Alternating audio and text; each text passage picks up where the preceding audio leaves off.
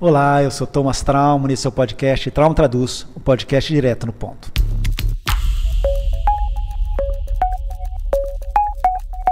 Traumann Traduz. Hoje é 10 de julho e enquanto a votação da reforma da Previdência continua, nós vamos falar da indicação de ministro do Supremo Tribunal Federal.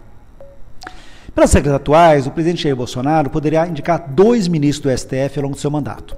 Em novembro de 2020, no ano que vem, o decano Celso de Mello completa 75 anos, que é a idade limite para se aposentar.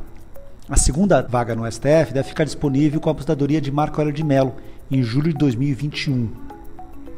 Só que hoje, num culto para comemorar os 42 anos da Igreja Universal, o presidente Jair Bolsonaro colocou mais um ingrediente na história.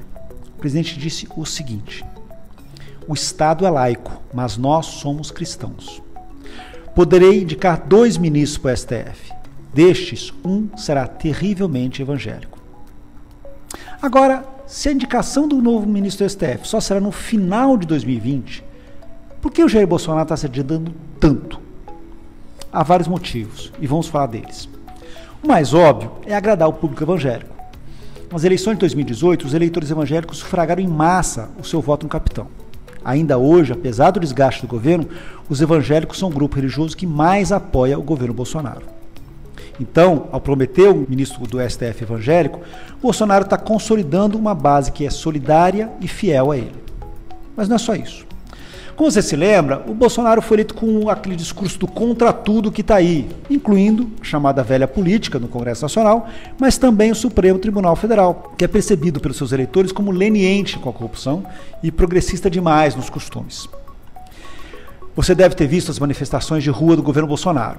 Em todas havia pelo menos 1, 2, 10 faixas e cartazes atacando o Supremo e ameaçando alguns ministros, especialmente o Gilmar Mendes e o Ricardo Lewandowski, de morte e de prisão. Nós não vamos esquecer muitas dessas pessoas que foram nas manifestações, elas querem uma ditadura com o Congresso Supremo ou fechados ou submissos ao presidente. No Congresso Nacional não é muito diferente. Vários deputados e senadores do PSL, o partido de Bolsonaro, acham que dá para avançar contra o Supremo. A deputada Bia Kicis quer que os ministros do STF passem a se aposentar 5 anos antes, aos 70 anos, o que abriria outras 2 vagas na corte para serem indicadas pelo presidente Bolsonaro até 2022. No Senado, a turma do PSL quer abrir uma CPI para investigar o Supremo, chamada de lava-toga, e propor o impeachment de ministros que sejam favoráveis ao aborto ou à liberação de drogas. Portanto, ao adiantar a discussão do perfil do seu ministro do STF, o Bolsonaro está mantendo acesas as suas relações com os bolsonaristas de raiz, os seus fãs mais fervorosos. Ele está jogando para a própria torcida. Mas eu acho que é uma questão válida.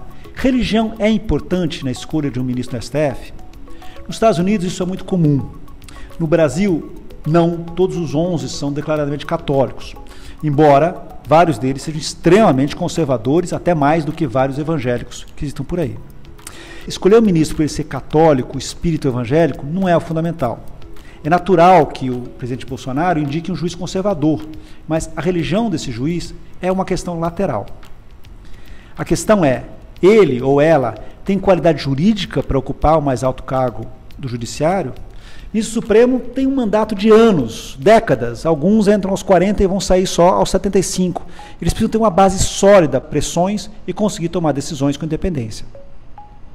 O problema é quando o presidente da República usa esse direito de indicar um ministro Supremo, que é um direito, um privilégio que só o presidente tem, para fazer política com sua base eleitoral. Isso, minha amiga, meu amigo, nenhum Deus perdoa. Eu sou Thomas Traumann e esse foi o podcast Traumann Traduz. Eu volto amanhã.